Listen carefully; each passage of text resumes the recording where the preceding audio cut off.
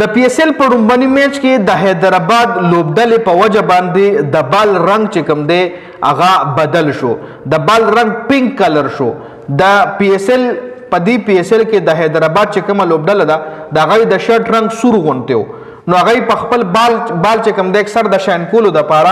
د بالران یا کپتان یا کلاړي وغیره په خپل جرسی باندې مږي، داسې په پتون باندې مږي، تاسو به کتلی هم وي. دا څه دپاره د بال شاین کوي، دا بال چې یو طرف نه ساین شي او یو طرف نه رف وي نو دکې بیا سوینګ راځي جي، دکې بیا مطلب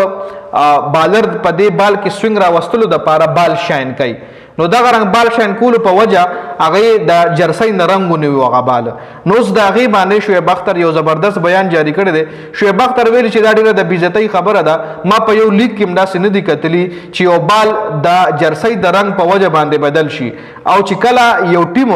جرسی نشي اغشته، چې کله یو ټیم ښه کوالټۍ والا جرسی نشي افورډ کولی، ښه کوالټۍ والا کټ نشي افورډ کولی، نو بیا هغوی له پکار دی چې ټیم نه اخلي،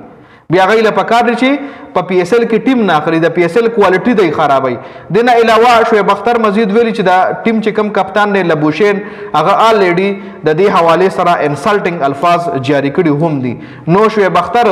د حیدرآباد لوبډله شدید د تنقید ښکار جوړه کړې ده او پکار هم ده جي. خیر دې حوالې سره ستاسو سره دا کمنټ لازمي وکړئ.